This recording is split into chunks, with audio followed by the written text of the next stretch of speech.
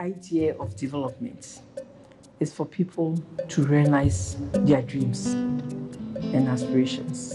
This includes people who do not have voices, community people who are illiterate, community people who are women, who are children, who are marginalized. All these people count when you think of development of a nation. Africa flourishes with natural resources, and these resources have brought in hope and aspiration for people all around. But what does it mean to be directly affected by the mineral activities? Here are 3 stories, unfiltered, of people affected by mining activities. Their lives, struggles, and coping mechanisms are different, but here are their voices. Sometimes you need to know the truth before you expose the lies. Parce qu'on disait que c'est le diamant qui servait à alimenter la guerre. Je n'ai pas compris. Parce que nous avons été des victimes. Sometimes you need to understand the pain before you find the cure. Ghana gas line about dame. Asasi shua. No mehina mo adwiri agu no. Ebe yedan. Na menya asase foforo because asase o matoma na hinasa. And sometimes what you need is perspective before you can rise up to make change. Over time, working with affected communities, I have learned that respecting their space and having them own ownership of what we're doing goes a long way.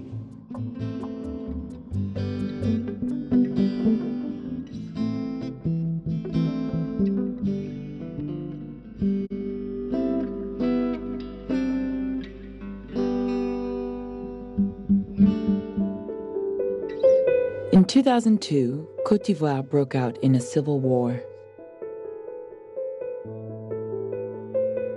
In 2005, the United Nations Security Council discovered that the rebels used money from diamond sales to finance violence and purchase arms. These diamonds are known as conflict diamonds. To stop the sale of conflict diamonds, the UN imposed an international trade embargo on all diamonds from Côte d'Ivoire. Tortilla and Séguéla were dramatically affected by the embargo. Well, so great production there, but it just titled Perspective, and we're mainly looking at mining, and I'm sure they'll move on to some other parts of the extractive industry in West Africa, and the focus this time, as you watch from that documentary, was on Ghana, over here, Nigeria, and La Côte d'Ivoire. But we have the filmmaker as well as the supporting non-governmental organization that had been working decades here in Ghana to make sure that the communities from which we have constant exploration and mining tend to benefit or not. And doing all that has been Emmanuel Team, the filmmaker from Refine Creative, and they have the Perspective documentary. Good morning to Emmanuel. Good morning. And we have also from Wakam, the program's boss of Wakam, and Kwekwe Afare is here. Good morning. Good morning. Okay, so basically I have to start with you.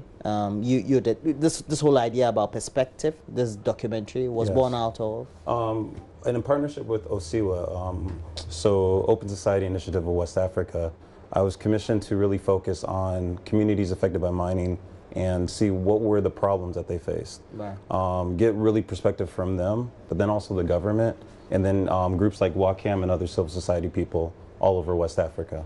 And in Ghana, you helped provide the premise on which you can guide them and take a look at some of it. Is that what you did? Well, not exactly, but as he said, we are both partners with OSIWA, and they undertook this project to work on mining communities and what's really affecting them.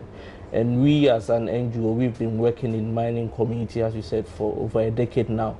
So we thought that, yes, it is a better opportunity to get these mining communities to see what is happening beyond Ghana, and so that they can relate to the issues which is affecting them, and one way or the other come out with their concerns and solutions to address these problems facing them as mining communities.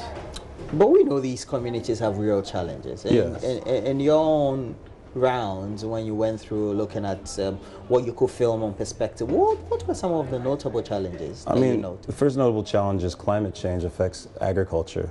So right now, Zamfara State, we just saw in the news today on this station that dozens of people are killed because of cattle raising and people taking things away. Yeah.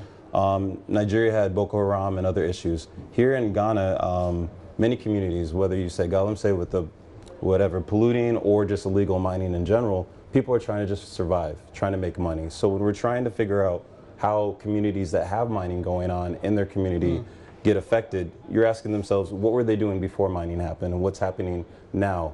Are they getting better or are they getting worse? So when we see these trends of they're not getting better, we expect them to get better, we expect them to have schools. We don't see anything going. We have to actually show it and talk to government about that. Here in Ghana, we just had the president talking about how he could make comparison to or between Obuasi and, let's say, Johannesburg or wherever mining was taking place, and how far apart such communities were from the notable areas where they've used the so-called extractive or mine resources to redevelop the communities. How can we get there based on the perspective that has just been filmed? I believe that first of all we need to take a look at our laws governing the mining sector. If we do have laws which permit mining companies to keep more than 20% of their earnings in offshore accounts, that's what the law says. If we are looking at only earning 5% as royalties, if at the end of the 2015 EITI reports that the contribution of mining to Ghana's economy is just 1.2%, then that means we need to be looking at our laws regulating these the mining sector. And also we need to look at those who are affected. How would they have a say in the decision of whether to mine or not to mine? And this brings us to the issue of in factors of production. We have the land, capital and labor. We are talking about labor here. We provide some of the labor. The land, which is exclusively ours, we should have a major say in what we do with these lands. But you go to places like Obuasi, Takwa, and in the western region, and these people don't have a say on what they should use their lands for. But they are. Well, I guess the government is having a say on their behalf.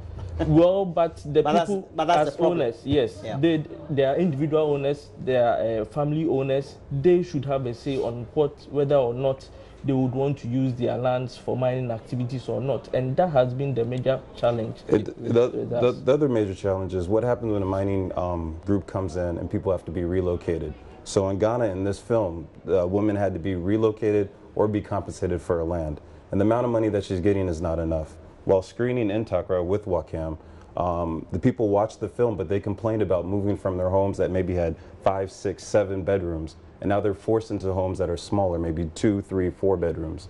So compensation and other grievances is what I observed just by seeing our partnership with Wakam. So there are many difficulties that we can't just say, yes, it's in the laws with the government, but the action right now is what's happening to people right now. Okay, we have to wrap up though. But were there some challenges that you noticed in all the areas that you filmed that were pervasive in all? Yes, many times in the communities, women all over West Africa didn't feel like they could have a voice. Right. Whether their husbands were there, whether their husbands passed if they're older, or if they're younger, they didn't feel like they had a voice. And a lot of legal mining that we saw was by women in the communities. Right. And it took you how many years to film this? It took me about 6 or 8 months to film, but the whole process was about 2 years. By compilation period or time, did you go back to the communities to find out? Yes, we did, yes. Okay. Yes. So when is this premiere, or how can we watch it if it's online? It's being premiered all over West Africa, but here on JoyNews, it's airing Saturday at 7:30 p.m. And it aired yesterday, actually, at 7:30. Will it be put on social media? Which handles? Yes, it will be put on social media. You can find it on refinedcreative.com, at refinedteam, and also osiwa.org/perspective. Well, thank you very much. We've had in the studio with Wakam Kwekuafari. Thanks, Kweku. And also Emmanuel Etim. He's a filmmaker with Refined Creative. They've put together a great documentary visiting 3 countries, La Côte d'Ivoire, Ghana, Nigeria, and it's titled Perspective. Okay, so that's it for programming on the show this morning. Please make sure that you join us same time from 6 a.m. to 9 a.m. tomorrow. But please get interactive throughout the rest of the day. Joy News on TV is our regular page on Facebook, and we have a regular channel on YouTube. You can watch us throughout the rest of the day, 24 hours on that channel on YouTube. My Online TV it is. But that'll be it for the show. Thanks for tuning in. We know that you love the channel, so stay glued to the channel throughout the rest of the day. Have a great morning. Bye-bye.